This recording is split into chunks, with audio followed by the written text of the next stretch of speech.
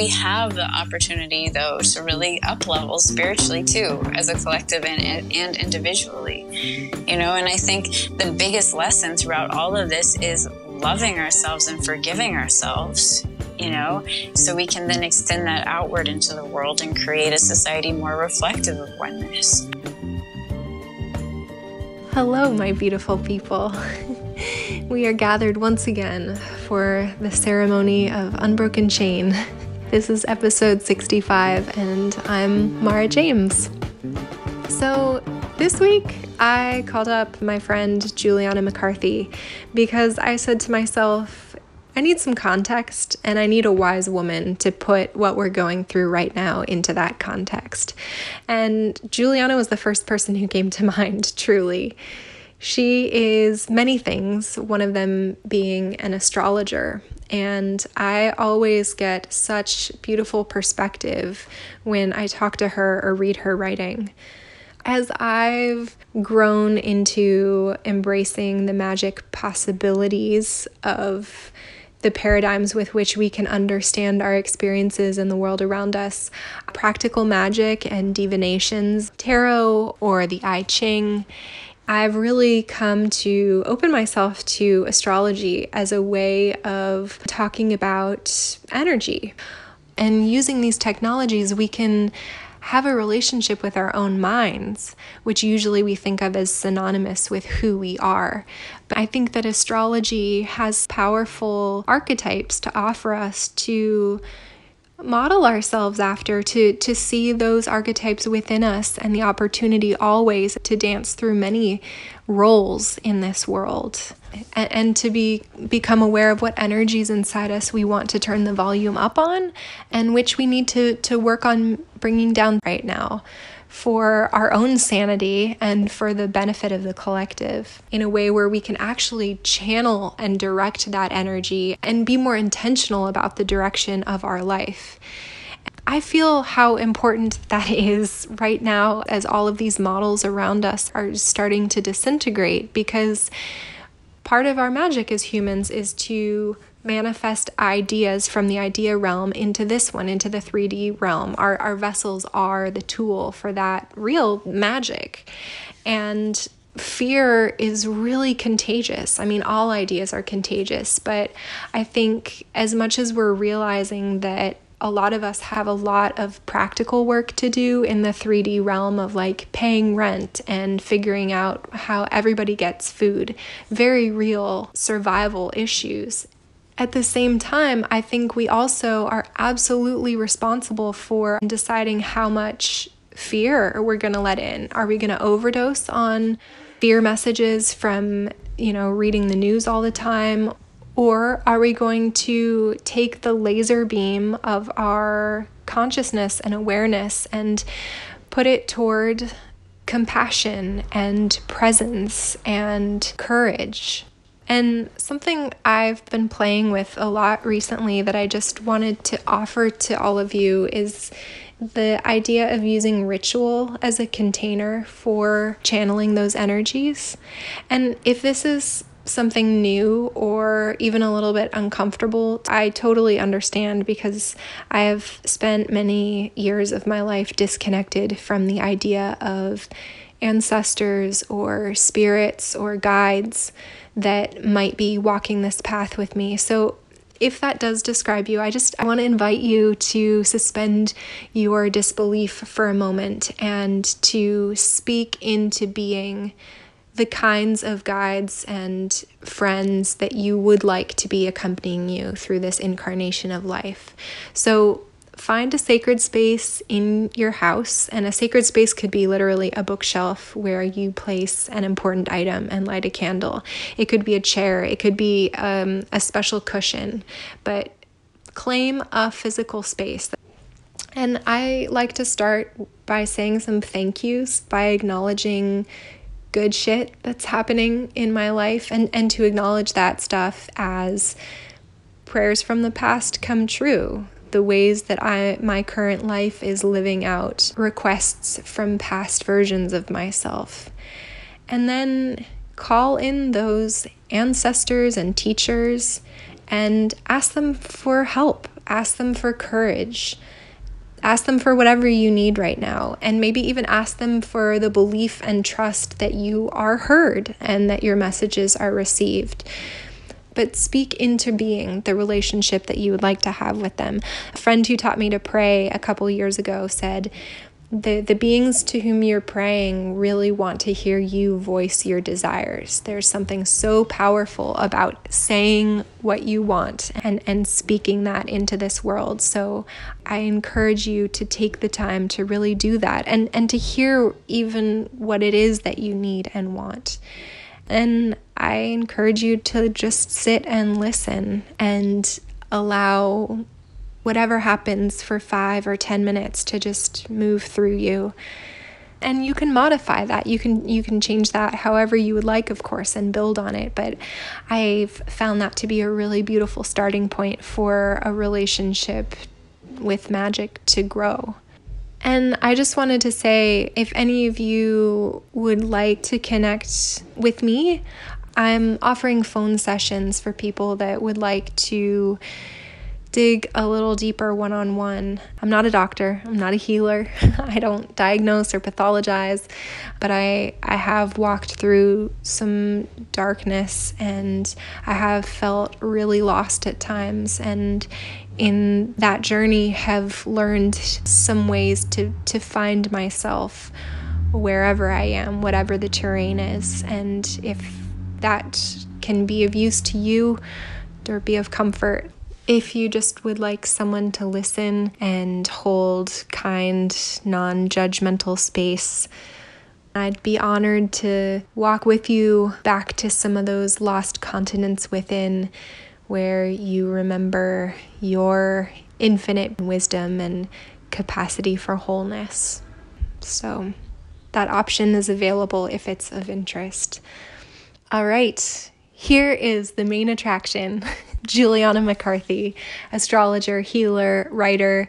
If you're not familiar with her book, The Stars Within You, I highly recommend you read it. It's a super comprehensive starter kit to understanding your place in the universe, and it's really empowering for anyone that wants to take the journey of astrology into their own hands. I learned so much, and it's an awesome reference to have on hand because, there's always new stuff happening in the cosmos. She also writes at etherealculture.com, and her Instagram account, Ethereal Culture, is consistently a highlight. It's really thoughtful and always makes me remember that there's a bigger picture for whatever I'm experiencing, and that often invites in a lot of compassion and self-forgiveness.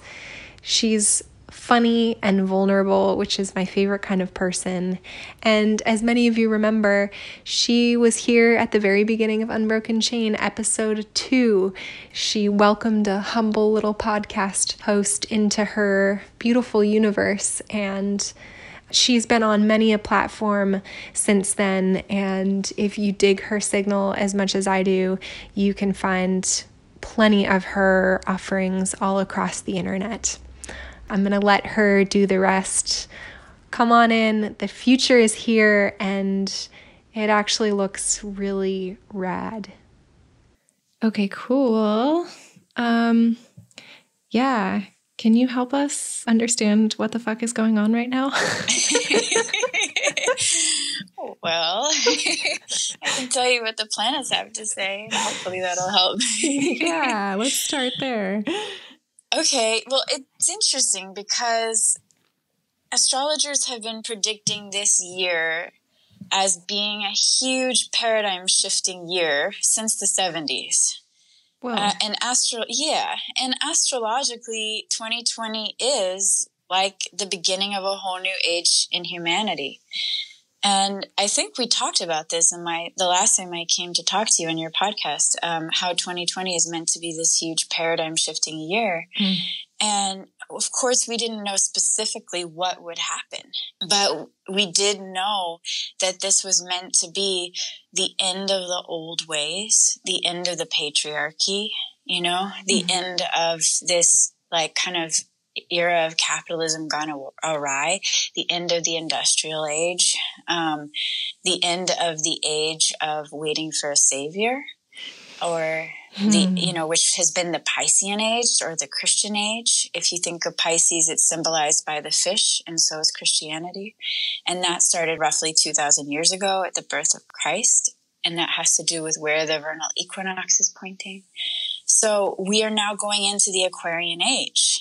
By the end of this year, we'll be like really stepping into the Aquarian age by basically the winter equinox of this year, December 21st, 2020. And that is the age of individual liberation and egalitarianism.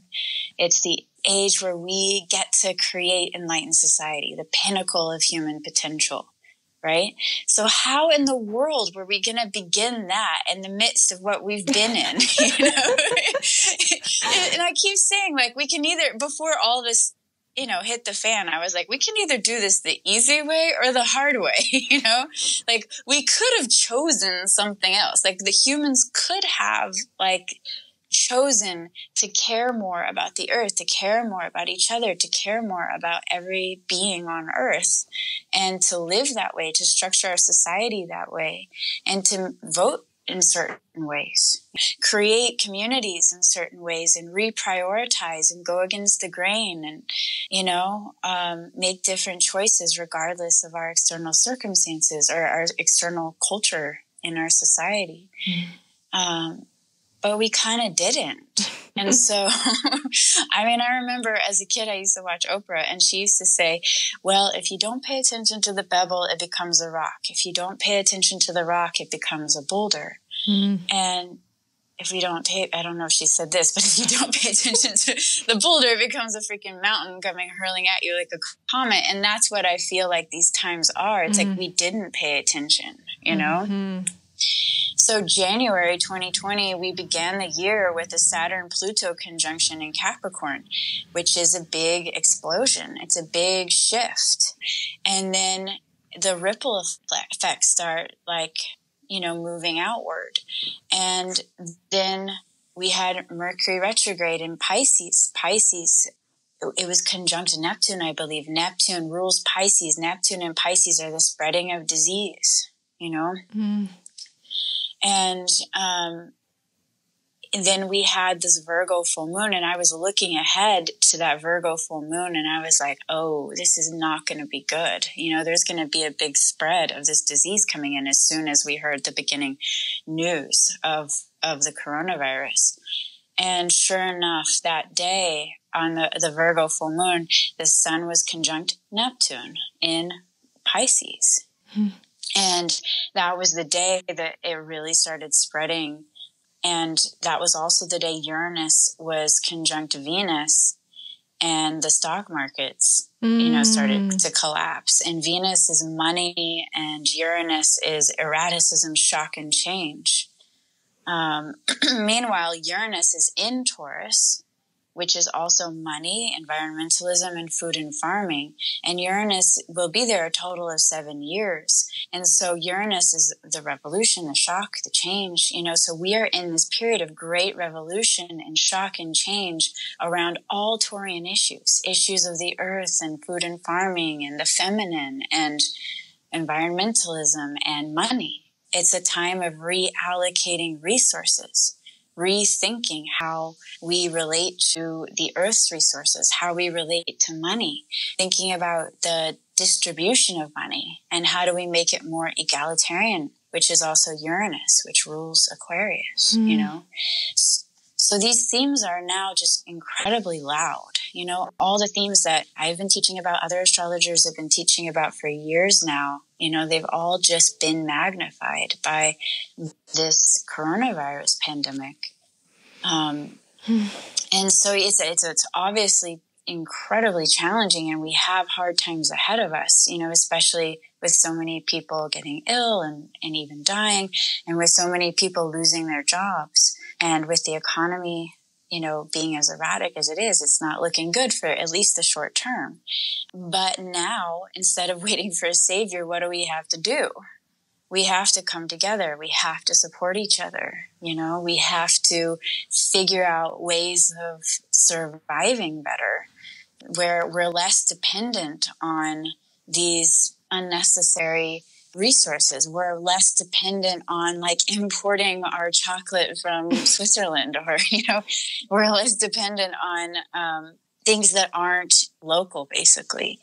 And so I see this as a time of okay, we have to actually get along and support each other to survive.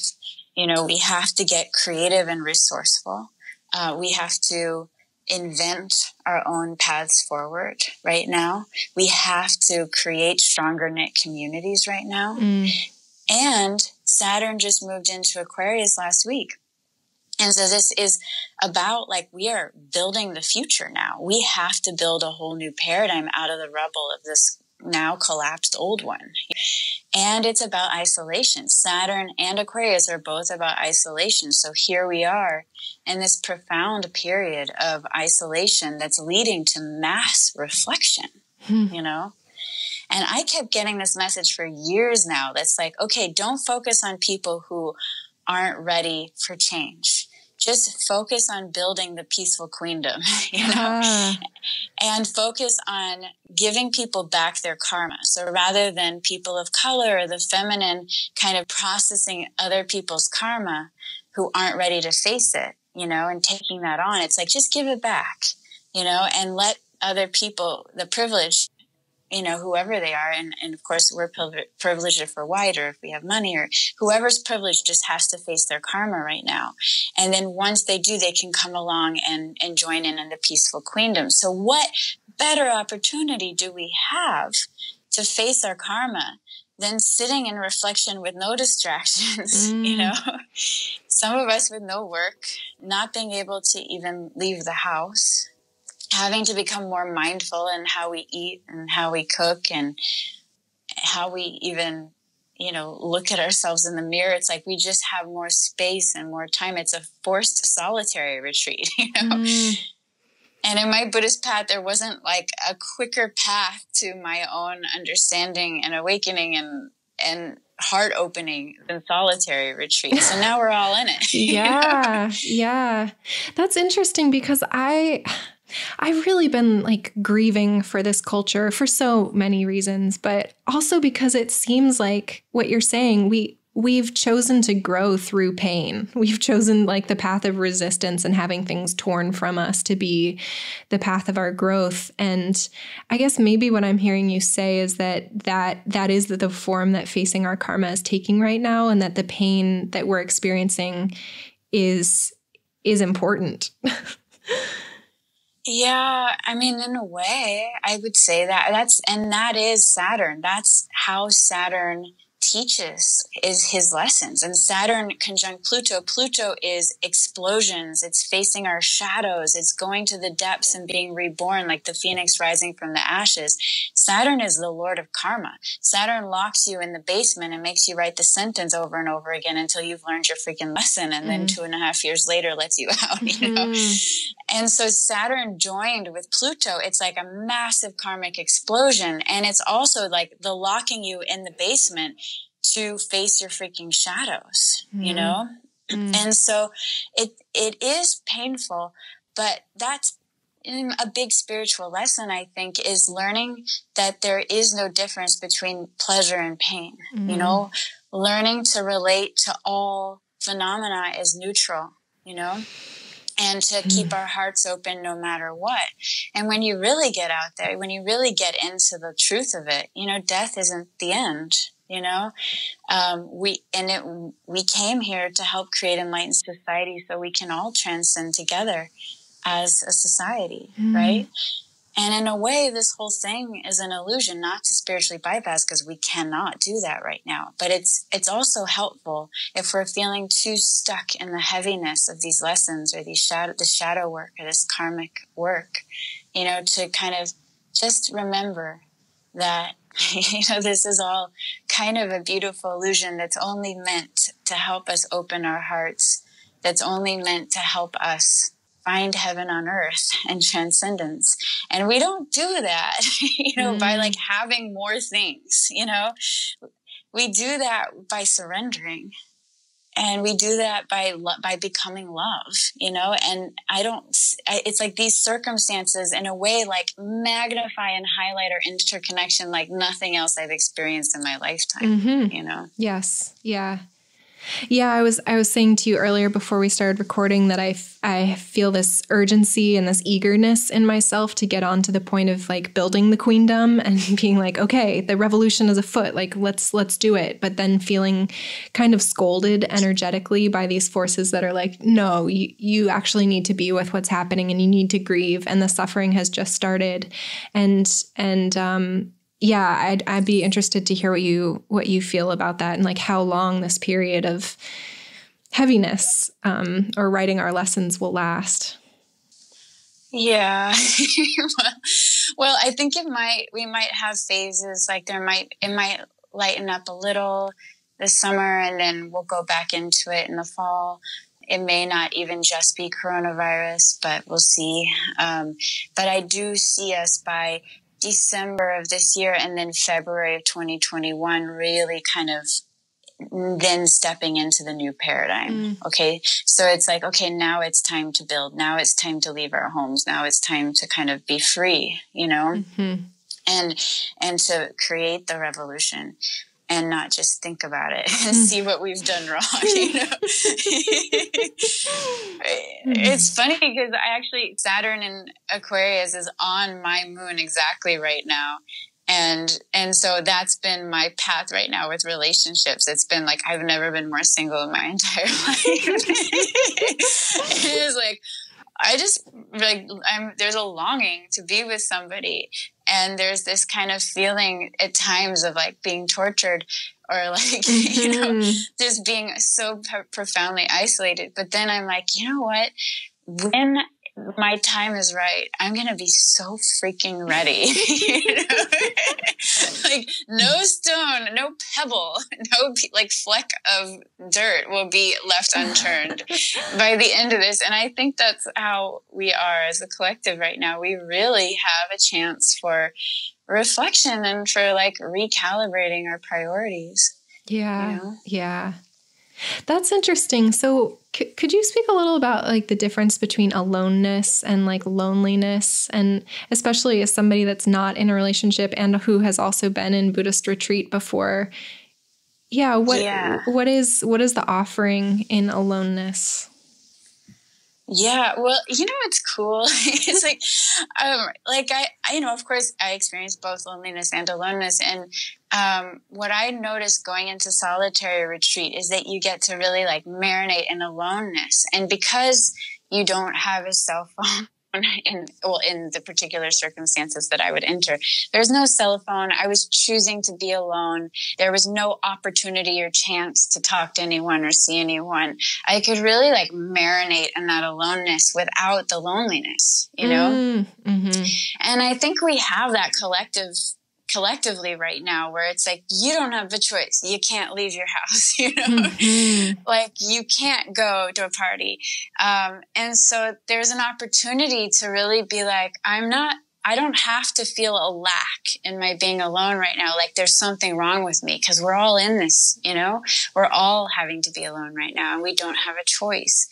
And so there's an opportunity to really shift from loneliness to aloneness. And I think aloneness is like just embracing your being alone and feeling the profundity that comes from being alone. Like, I don't know about you, but when I look at the moon when I'm alone, it's a much different experience than when I'm with somebody. And it's a much more beautiful experience, you know, it's so than intimate. when I'm with somebody. Yeah. And like all kinds of feelings and messages and heart opening and profundity like kind of pours through me. And that I've mostly experienced alone. It is possible to experience it with somebody in union, but it's easier to access when you're alone. And versus loneliness, which is more like you're alone, but you're hungry ghosting. You're grasping for something else to satiate you. You feel like you need something you don't have, and you're in a state of lack, you know? And I think that spiritual path is really just surrendering, as I said, to like whatever the circumstances are in any given moment and relaxing into them, you know? So we can do that with absolutely anything. You know, we can do that with loneliness. We can even do that with depression, which has tremendous intelligence in it if we really open to it and receive its messages, and then it becomes something else, you know? We can do that with heartbreak. Oh my, and if you would surrender to heartbreak and just sit up straight and let your heart break, it's like the most amazing feeling. I think I even talked about that with you last time, but it's beautiful, you know? And I've been finding like, I can go into fear and panic of like, oh my God, what's going to happen? What about money? What about survival? And then if I just open the curtains and look out the window and listen to the birds chirp and look at the trees, you know, I just surrender into that present moment of, wow, the earth is really happy right now. You know, the sky in Los Angeles is bluer than I've ever seen it, you know? And then I'm like, everything's going to be okay. You know?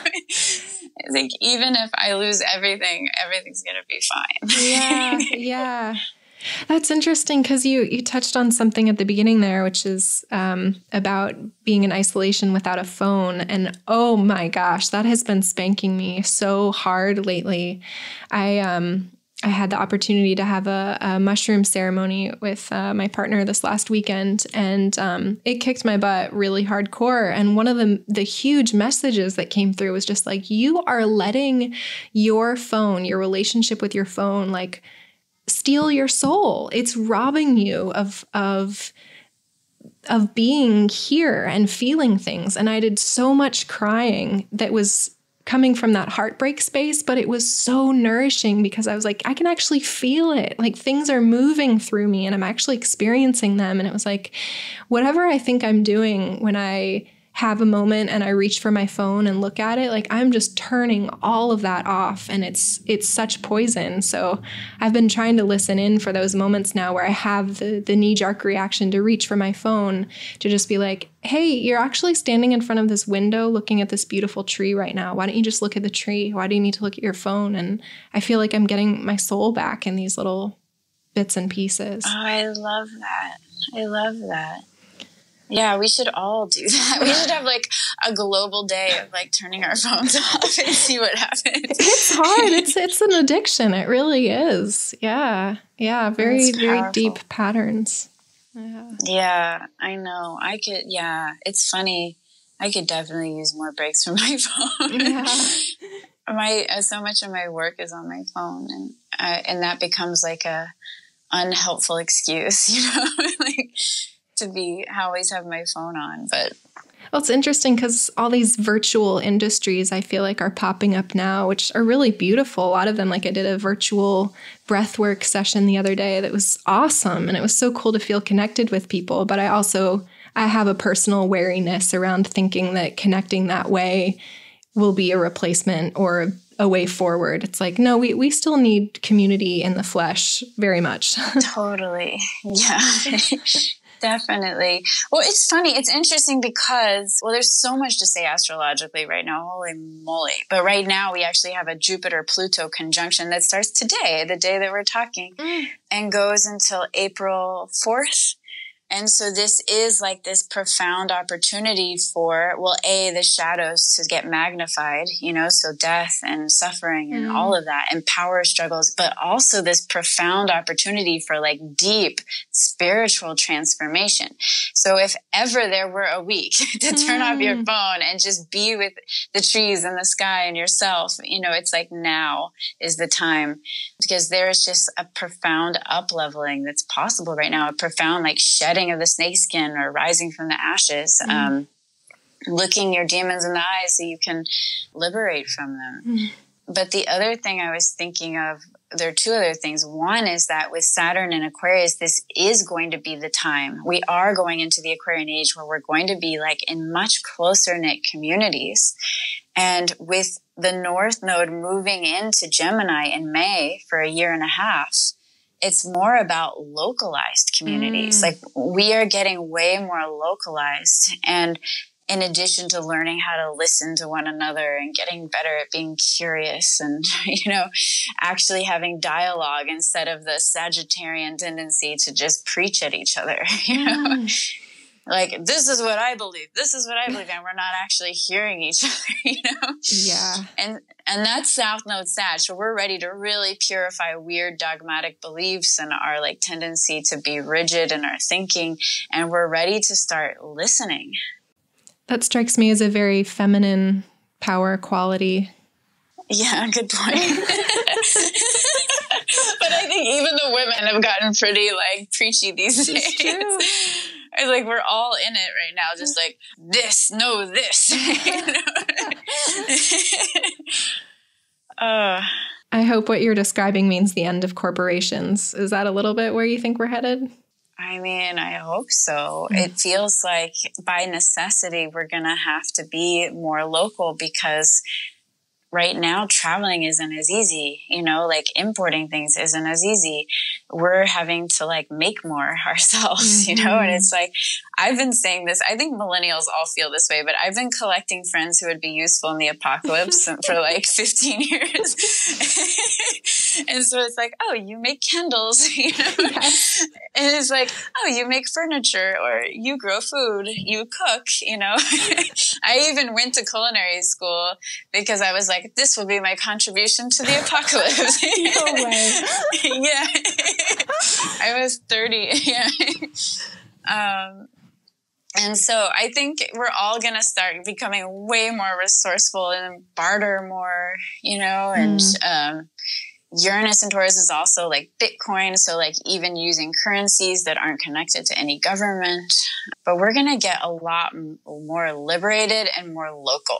That's how I see us going with all the Aquarian energies and the North Node in Gemini. That's really a relief to hear. Yeah.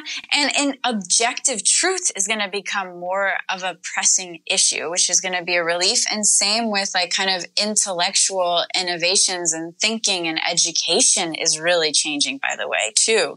Gemini is learning.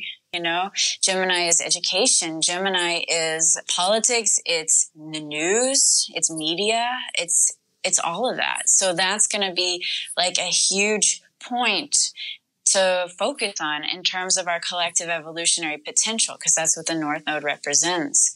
And so I could also see it being like, okay, we're going to find really interesting solutions to the coronavirus and so many other things. Intellectuals and scientists and teachers are going to be elevated now, And the North Node's in Gemini as we go into this profound Aquarian age, by the end of the year with Saturn and Jupiter at 0 Aquarius on the winter solstice. This is a big part of our way forward. It's elevating objective truth and hearing each other and listening and dialoguing and scientists and educators, thinkers in general. It's like, and also rethinking politics. Like, okay, we've got to purify the lies. We've got to have a huge karmic rectification around the distortions of truth and the faulty belief systems and even the inundation of like evangelical Christianity into politics, or all of that is South Node Sagittarius. So I'm looking forward to that shift. Amen. And I'm already kind of feeling it start. We're already like, let's not listen to our president. Let's listen to that doctor. Yes. Yeah, when you say objective truth, are you talking about the transmission that comes through when we get quiet and listen to what the moon and the flowers have to say? Is it that sort of instinctual voice that's telling us to listen to the doctor? Where does that come from? I think Uranus and Aquarius is more instinctual. And I think of Gemini, when I say objective truth, I'm talking about like 3D reality. So it's like objective truth in our like 3-dimensional reality, or 4-dimensional if you include time as a dimension. So it's like, okay, we're living in this human realm on Earth, what is the objective truth? Okay, literally, did those actions take place? No, And what happens when you leave your house during the midst of a coronavirus? This happens, right? Mm-hmm. What is 1 + 1? 2. Okay. Objective truth, you know?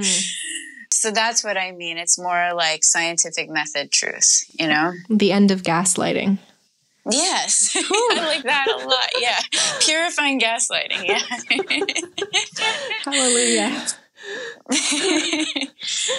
Let's pray for that. But it doesn't come without a sort of journey. So it's not like, oh, May has come around and the North Node's in Gemini. Here we go into objective truth. You know, it's like, okay, we've got to purify and we've got to step in, you know? So there's work to be done and there's journeys to be had and there are conversations to be had personally and collectively around truth and objective truth and how we can educate each other better and listen more. And I mean, what better time to educate ourselves than being in quarantine too? So I also see this being like a huge renaissance in our intelligence collectively rising. Yeah. Yeah. You know, reading more, and learning more.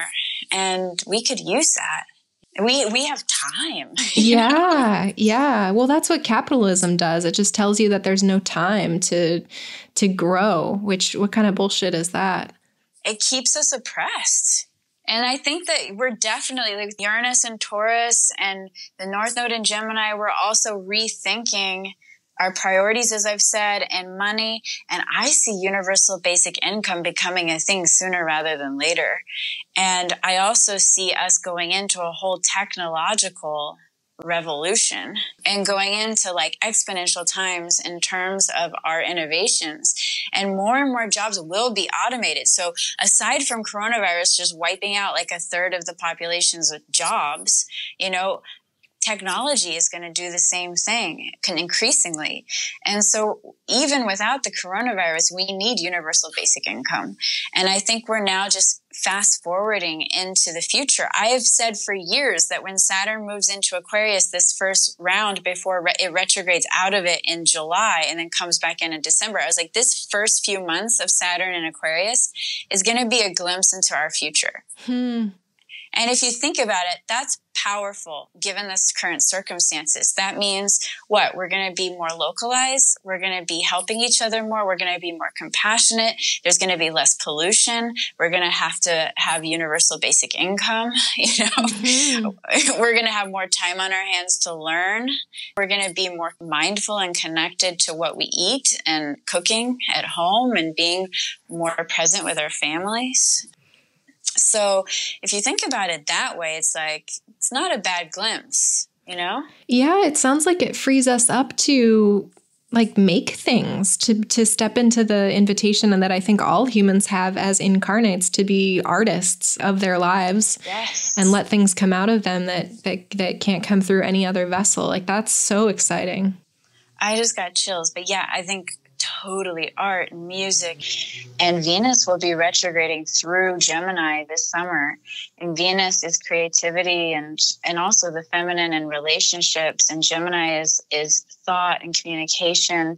And so I see it being twofold. One is that we have this time to go inward and really reflect and review on our art and our relationships, and really pause to create art, pause to be more present with our hearts and our loved ones, you know, and to rethink how we're connecting.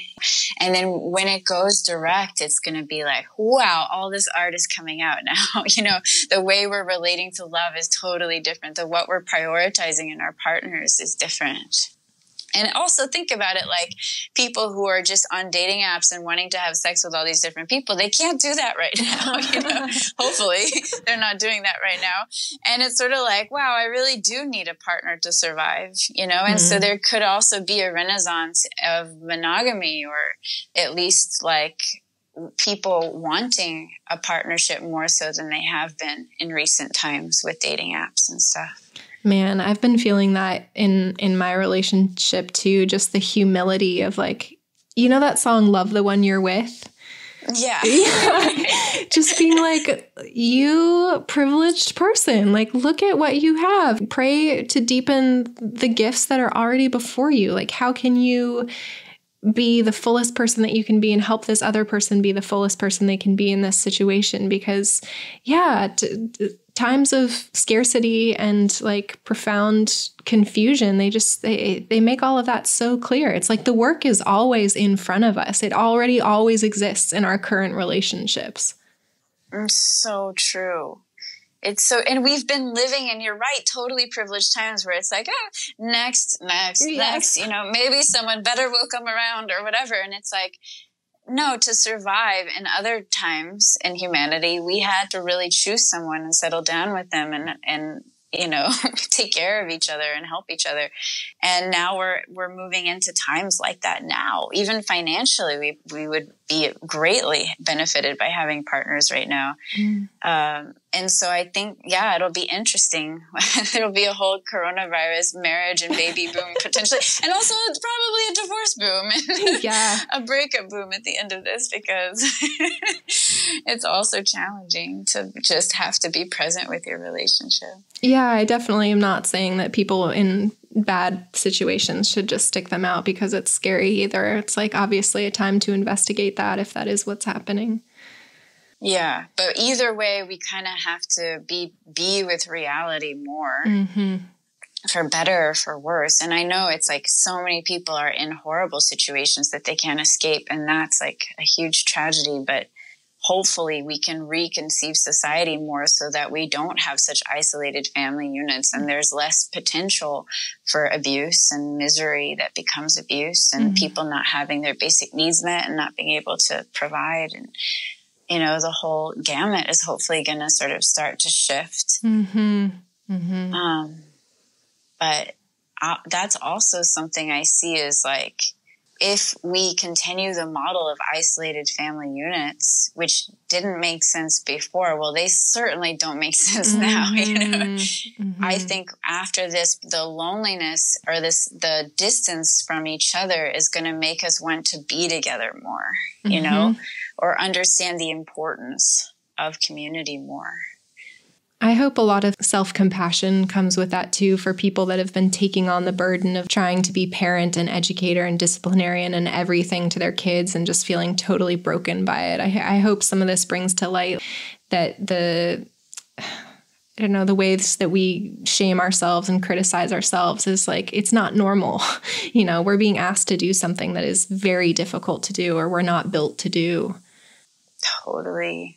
I mean, we don't have a choice. And that's what I think the beauty of solitary retreat is. It's like, either I'm going to work with my mind or go insane, It's like, we don't have a choice right now. And so this is a great opportunity to deepen our meditation practices, to really like look ourselves in the eyeballs and release our self-loathing and learn to love ourselves more. And what choice do we have? And that's the beauty of Saturn. Saturn kind of locks you in the basement. It's like, well, you don't have a choice, so you can either sit there and resist and feel incredible suffering because you're in a prison, or you can like embrace this opportunity to step into your mastery, a mastery of working with your mind, mastery of loving yourself, mastery of surrendering to what is, mastery of, being incredibly resourceful, mastery of, learning to survive in new ways and reaching out to people and helping them survive too, God, I love that. Thank you. Yeah. Yeah. I mean, and for the people who are meeting their means right now, it's like, this is the time for those people to reach out to the ones who can't survive. It's like, we have to share resources right now. Did you share something on Instagram the other day that was like, there's a shift happening from the prayer, like, may what I want come to me, to like, may what the collective needs come to all of us? That sort of paradigm shift. That was me. But I like that. Yeah. What was it? It's like the shift from praying, like, may I have what I want. Yeah. To like, what the collective needs come. Yeah. Let me pull that up. That was Ethan Nectar, my friend who's a Buddhist teacher. He wrote, increasingly, mental moments of hoping I get what I want have transformed themselves into moments of hoping everyone has what they need. Those moments are so much more fulfilling. Hope you're having a few more of them too. Yeah, so it's true. It's like for those of us who have been focusing on spiritual path, it's time to share the wealth, and help others who, maybe haven't been able to focus on that because they've had to work and work and work to survive.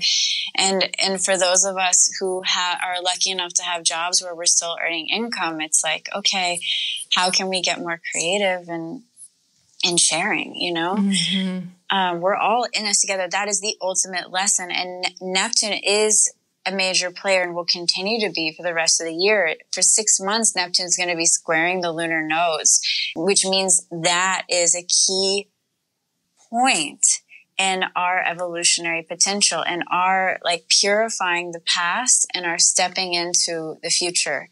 And Neptune is about acceptance, interconnection, unconditional love, universality, and it's coming through the disease. It's also the spreading of diseases. So it's like we are learning these things through the spreading of the disease. And right now, Chiron's squaring our nodes. Like this whole coronavirus outbreak has been triggered so much by Chiron and Neptune, and Chiron is the wounded healer, right?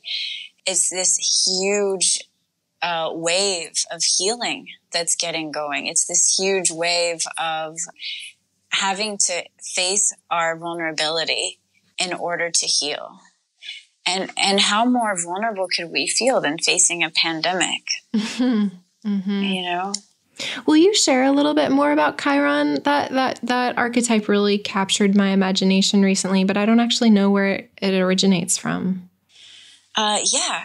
Chiron is a dwarf planet in the asteroid belt. There's been a little switch around where some planets got upgraded and others got downgraded. Like Pluto's now a dwarf planet. Ceres and Chiron are now dwarf planets. They used to be asteroids. Pluto used to be a planet. Anyway, so Chiron is now a dwarf planet. And Chiron is this archetype of what's called the wounded healer. And in our charts, it represents our kind of deepest childhood wounds. It represents the places where we have the deepest wounding, but also the deepest potentials to heal. And as we heal those wounds, we become the healer, right? So it's like, okay, I've had to walk to the edge of this cliff over and over and over again and find my way back from it. So now I can help other people because I know this path very well, And so it's considered our wounds that also lead us to healing and then ultimately lead us to becoming the healer. And it's interesting because Chiron just moved into Aries a couple years ago, and we're now in this 7-year journey of beginning a whole new Chiron cycle, which hasn't happened since 1968 or 69. And actually, the last time Chiron moved into Aries, Martin Luther King was killed within a few days, and he became the sort of ultimate wounded healer or the martyr, for collective change. And actually, it was in the early 60s, Saturn moved into Aquarius, and that was the beginning of the civil rights movement, And so a lot of those themes from the 60s are now reemerging. And when Chiron first moved into Aries this time, the Parkland kids became the martyrs, and then it retrograded out, came back in. Greta Thunberg hit the scene. So Aries is the masculine. It's also children. And so we're seeing also the children kind of rising and being the wounded healers and the martyrs to create profound collective change. Chiron and Aries also started the hippie movement, the organics movement, the return to kind of herbalism and things like that. And now it's like we're having a whole renaissance of health and healing. It's like our heroes right now and are part of the martyrs are also our healthcare workers, And so, yeah, all those Chiron themes are very much up right now. A vulnerability, wounding and healing, redefining strength as vulnerability is part of it too. But also our healers becoming our heroes. Aries can be the warrior and the hero, and Chiron is the healer. Makes me want to cry. Wow. I assume those people then have something in their charts that means that they come into the world to sort of step into that leadership position. Yeah, I mean, for sure. A lot of people have crazy karma up right now because wherever these planets are hitting in your own natal chart, is very significant. And so if you have this whole stellium of planets, Pluto, Mars, Jupiter, and Saturn, which are all conjunct right now, if they're like on your sun or on your moon or squaring your sun or, or on your ascendant or in some significant place in your chart, this is like a powerful freaking moment for you personally, and we all have it somewhere in our chart. So we're all going through it, but some of us are going through it more than others, Yeah, so it would be interesting to see the charts of some of these major players right now and see what's happening. I saw did you post, you shared Bernie's chart a while back about how he's like been fighting this fight for his whole life because it's written in his stars? Oh, yeah. Well, I like to talk about Bernie. Yeah, well, Bernie is a Virgo, and Virgo is the humble servant, and so whenever anyone is like, Bernie's got ego and he doesn't have pure intentions, I'm like, disagree. It's funny. My ex-boyfriend was a Leo, and he'd always be like, you're only doing this to be famous. And I'm like, oh my God, that's the last thing I want. I'm doing this because I'm a Virgo, and like my happiness and my sanity depends on being of service, and that's Bernie too. It's like Virgo is pure intention. Virgo is being of service. Virgo is the humble servant. And that is our driving force. And so if you ever doubt Bernie's intentions, just remember, he's a Virgo. It's settled. But I see the Virgo in him so much, and I relate to it so much. It's like the worrying and the wanting to create kinder circumstances at all costs. Yeah, that makes sense, actually, because sometimes I'm like, who would want to drive this ship? Who would want to be in charge of this? Oh, my goodness.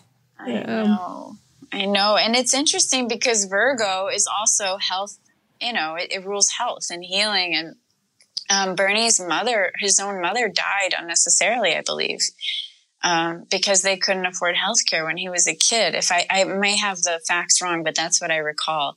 And that became his driving force, Wow. And so, yeah, the issues of health and healing, pure intention, being the humble servant, all of that is so present for him. So are you saying that there's sort of a historical precedent for these times? Like, have we been through waves like this before as a collective? No, I mean, I have said this year is potentially the most significant year astrologically in human history. And I said that before the coronavirus. I was saying that last year when I was teaching. I was saying that the year before. So no, in some ways, many ways, these are unprecedented times.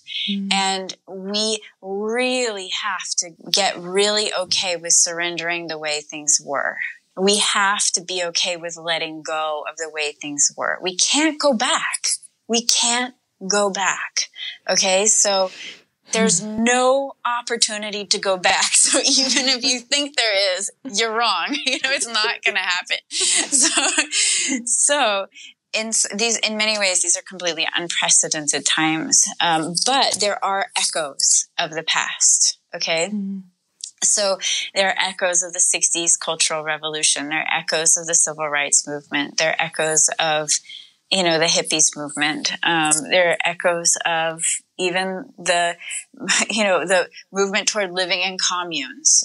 But we're going to do it differently this time. And one big problem I point to with the 60s and 70s was that for that generation, they were born with Pluto and Leo.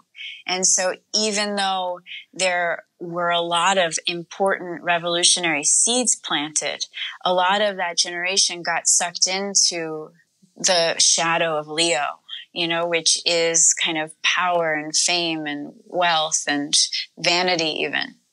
So like the charismatic cult leader kind of snuck in there. Yeah. Or the like really quick shift from being a hippies to being like boomer Reaganites, you know, or like trading in the acid for the cocaine or whatever, or getting too caught in the kind of party, you know, into the party lifestyle or the sexual downfalls of this kind of commune life or rethinking society or the sexual revolution, you know. And a lot of amazing performers and artists came out of that time, which is also Pluto and Leo. But then the shadow was, as they became older, a lot of them became increasingly selfish, you know, not all of them, obviously, but as a kind of collective culture, that kind of happened. Luckily, the next generation after them is the Pluto and Virgo generation. And that's the generation that are like the doctors right now who are really stepping up and showing up on TV and whatever.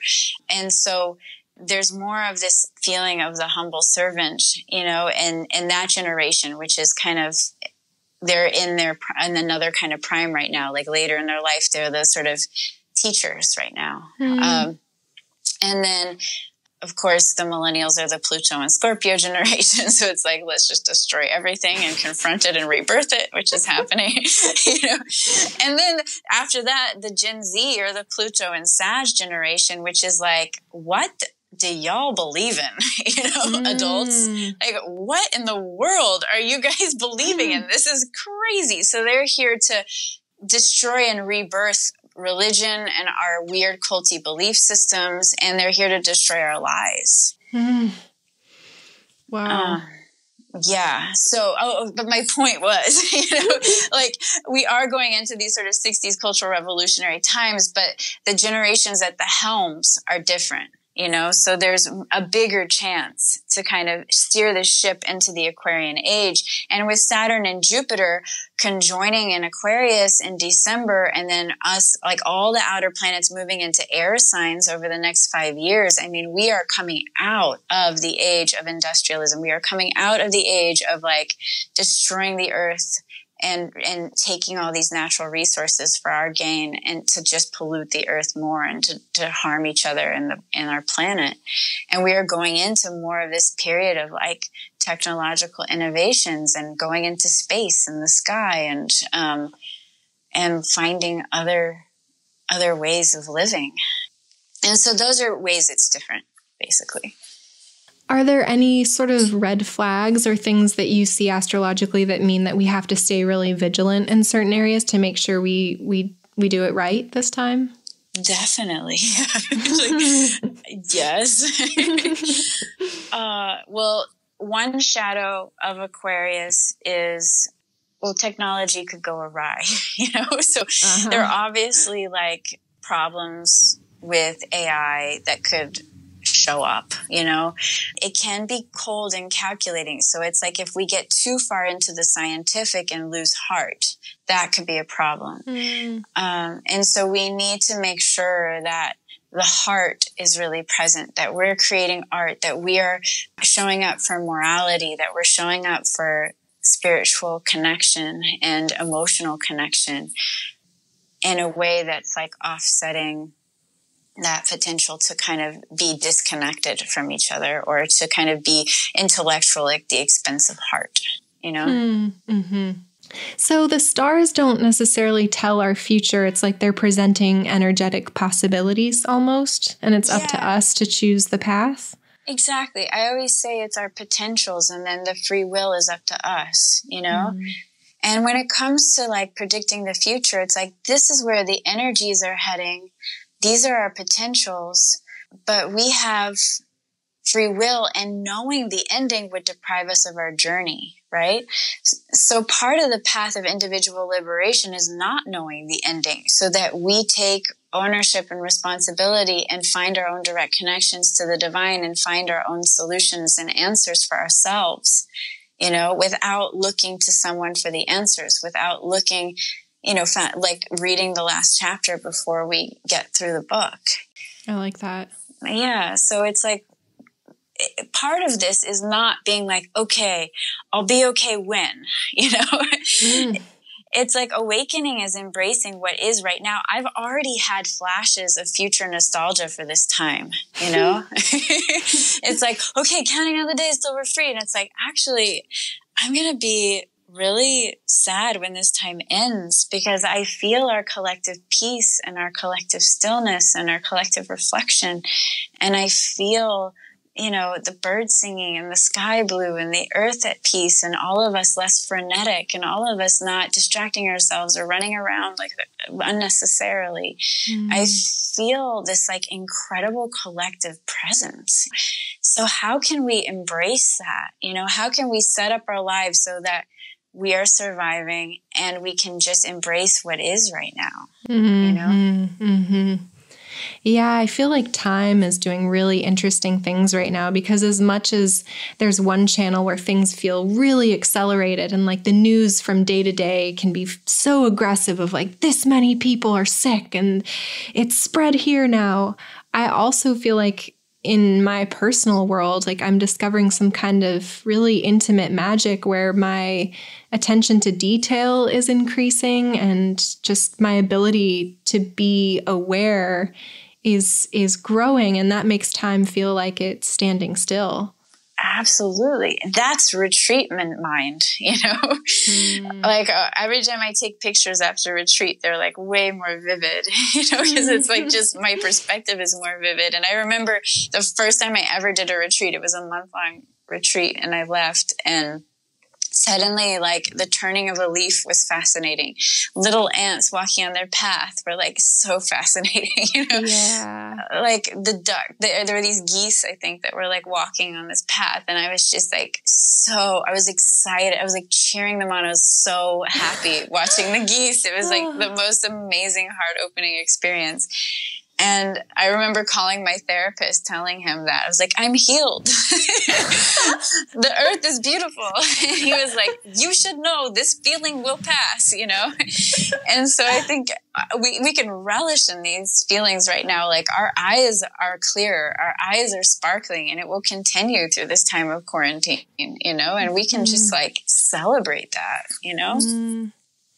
And take that. Also just take that with us as like a powerful reference point once this is over. Yeah. To not feel like it's just relegated to this time where we were forced to be home. Yeah. And like, remember what that stillness felt like. We will always have that reference point of stillness in our hearts.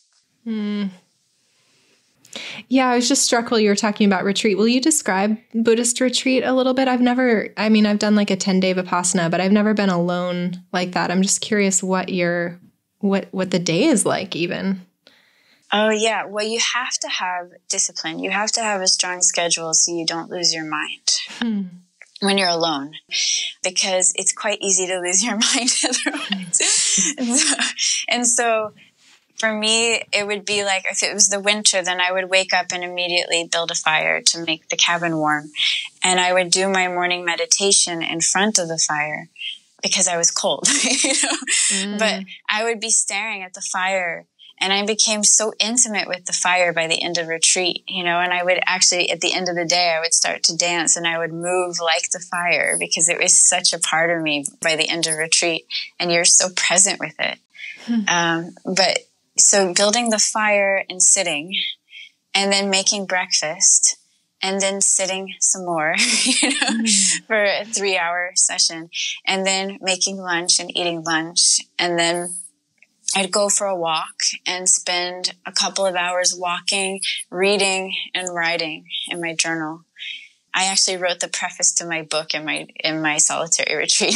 Really? Yeah. And then writing and reading become more vivid. It's like if you bring spiritual texts into your retreat, holy moly, they come alive in this way that they can't when you're out of retreat. It's like they become multidimensional. It's almost like you're in the room with the teacher as they're teaching, you know, and yet you're reading their words. It is so freaking powerful. And so those words and those teachings become you, you know, they become part of you. They become part of your DNA. And then writing is so freaking vivid. And you have to make sure not to write too much, because in a way it becomes a form of avoiding your aloneness, you know? But writing is really freaking powerful in solitary retreat or in retreat of any kind. And then you meditate again for another 2 to 3 hour session, make dinner, meditate again, and then go to bed. And, for me, the first retreat, I was just doing meditation straight up, like shamatha meditation, which is just meditation. And then I started doing visualization practices and other forms of practice. But doing yoga and doing your exercises is also important. You get very connected to your body during retreat. You get very connected to the earth. You get very connected to like the trees and the animals and the little ants running through you. Like it end up feeling like the ant is your friend, or the caterpillar. I was like crying because I was sad to leave the caterpillar when I left retreat one time. You start to realize that the trees have spirits, that the flowers have spirits if it's springtime. And then you get really connected to the weather, so I would start my practices and it would start hailing, rainbows would come out, and it would be like perfectly timed. If I was chanting it, like the thunder would come at the exact right moment, or my thoughts even would be synchronized with the thunder, or I'd weep and it would start to cry, and so you also start to feel that like interconnection with the earth and the weather and the trees and the animals. And it's really powerful. And so that is fully an opportunity right now to like be in retreat during this quarantine. How long would you do that for? Typically, I liked 11 days because the first week you would just get into the groove. And then by day 7, it was like this other energy took over, this like absolute flow state and this absolute openness and this cracked openness in like the most beautiful way possible. The first week you kind of get acclimated to the new way of life and building the fires and being in stillness and deacclimating. And then by day 7, it's like those last few days are just magic, Mm-hmm. What is your relationship like to discipline now? Do you feel like that's helpful to maintaining contact with those states of being? Yeah, well, I think after a while, they become so more intrinsic, like that connection to the weather, that connection to the trees and the animals. It's just there, and it takes less effort to connect in. But you still have to use discipline to remember to connect in. There's like, it's always there in the background, but it's like when you actually click in, it's like, it's like, wow, there you are, and so, yeah, I think it's like with anything, you practice it and then it becomes you. I think it's true for musicians and dancers and writers. It's like you develop the skill set, and then rather than playing the piano, you are the piano. Rather than dancing, you are the dance, Rather than writing, you're just flowing, you're just channeling. And so it's like that with retreat and spiritual practice too, and connecting in to these energies. It's like, okay, you're training yourself to still your mind. You're training yourself to connect into profundity and oneness and gravity and the earth and all of that. And then you just become it, That's joy. Yeah. And sadness and everything, It's like kind of everything. You just are everything. And I think that's it. Like and it's really, I'm not saying I've awakened, I have not, but it's like those reference points become more frequent and more sustainable, Yeah. Yeah. And I start to crave them too. Yeah. And then I think the natural progression from that is, like, I'm a Virgo, but is wanting to serve, Yes.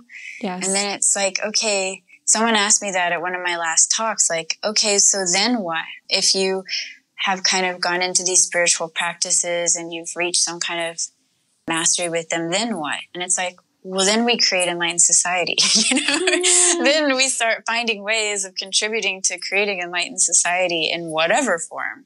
And maybe that just means like I'm slowing down and facing my karma more, and that's my contribution. Or maybe that means like, okay, I am a doctor. Before I walk into this room, I'm going to take a moment to pause and then walk into the room and be more present. Or maybe that means I'm fighting for policy change so that there's less of a wealth gap and more people have their basic needs met so that they too can have time for stillness and peace, you know? Thank you for saying that, because I think it's really possible to troll ourselves.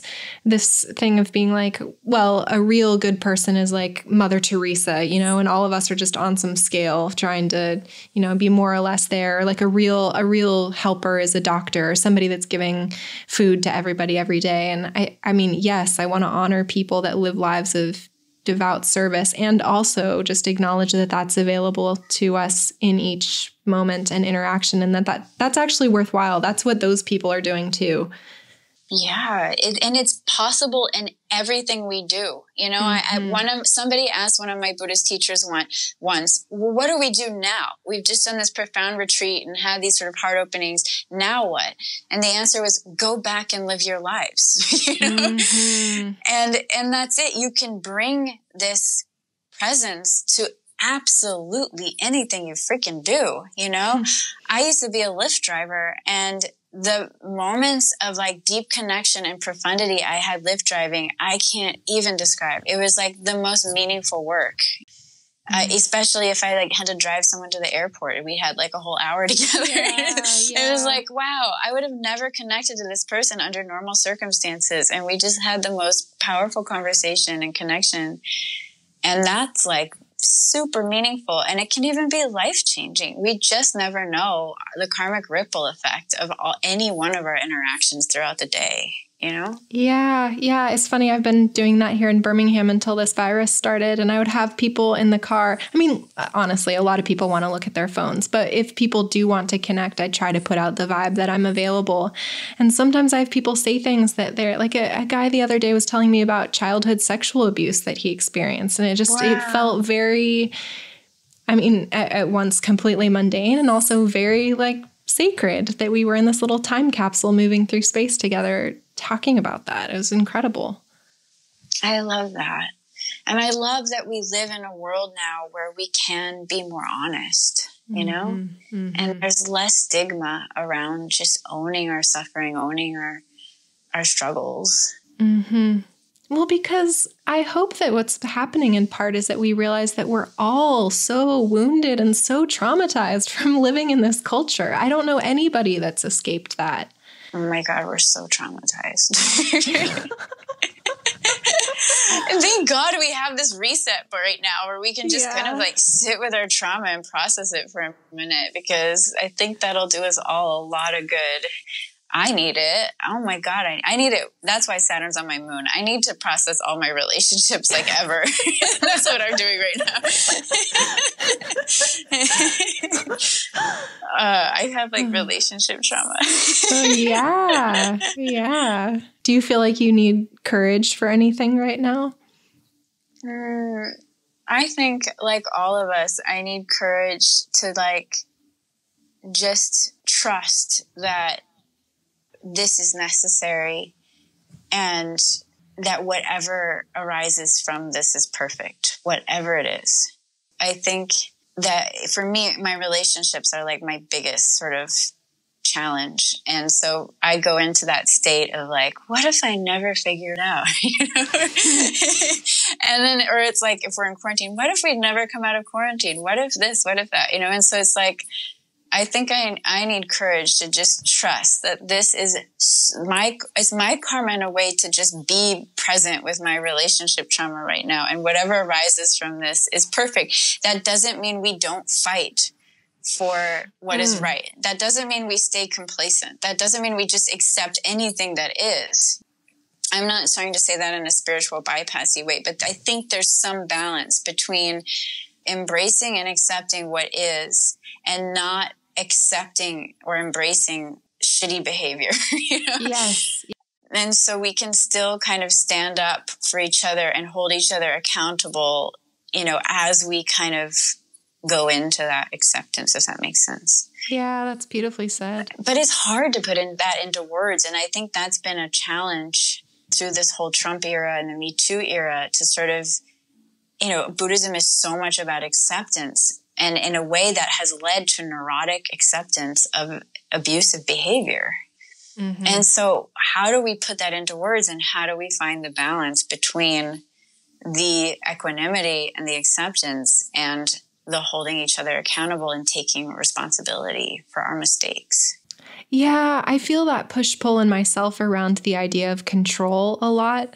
Like, life is teaching me that control is ultimately an illusion, and, everything happens sort of in its own energetic terms. And yet it also shows me that I have to take ultimate responsibility for my experience of life, that my experience of the world comes from inside of me, from my brain, from my little peephole through this body vessel.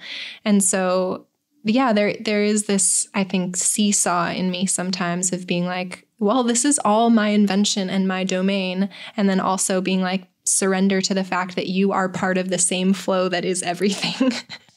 Yeah.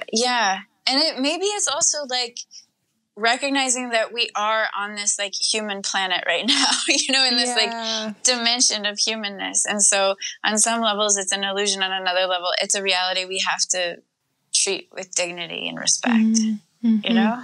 Yeah, thank you for saying that. Yeah, like love and honor the incarnation. Yeah, and like make sure that we are creating a reality in this realm that is reflective of kindness and dignity and love, Yeah. Well, maybe could you leave us with a forecast for the immediate future for April? Sure. Not to put you on the spot. Well, I'm optimistic. I think we are going to get this more contained. I think the April is the crescendo for now. This is like the worst it's going to get over the next couple of weeks, for a few weeks. And by the end of April, I see things starting to like liberate or mellow out, April 24th, I think, is a big moment of liberation. I think the moon meets Uranus at that point. So that could be the moment some of us are freed, at least. But yeah, this is a powerful moment of crescendo, of meeting our shadows collectively, individually, of meeting our fears, our panic, our paranoia, and we have the opportunity, though, to really up-level spiritually, too, as a collective and individually. And I think the biggest lesson throughout all of this is loving ourselves and forgiving ourselves, so we can then extend that outward into the world and create a society more reflective of oneness. And so moving forward, that's what I see after this month.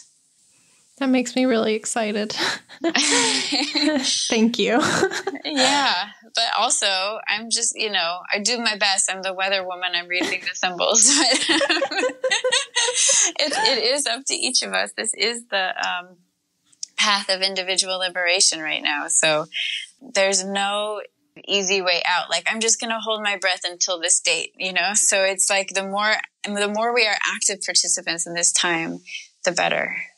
Well, what a beautiful invitation into agency, I think, in a time where it can be really easy to feel powerless. Yeah, totally. We are not.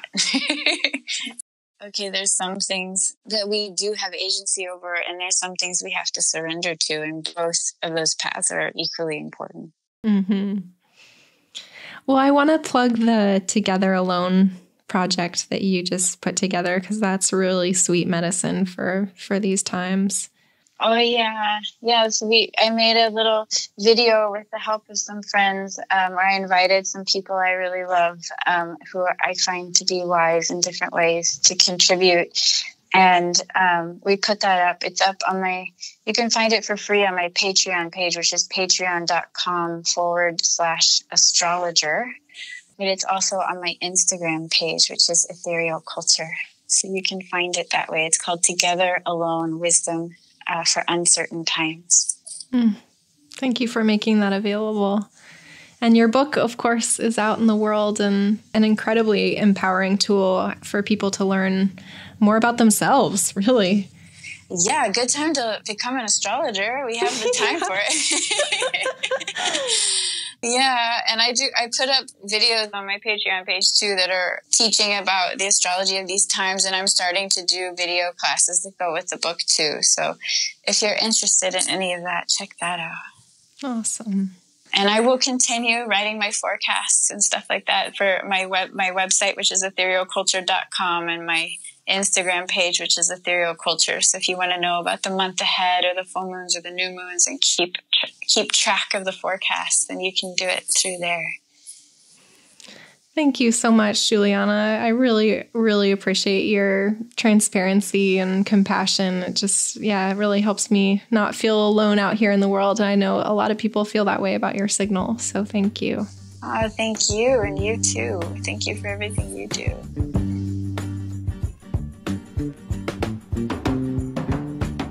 I love you, beauties. You can find me on the internet also, maurajames.com and Maura James on Instagram. I'm ready for the queendom. Let's do it.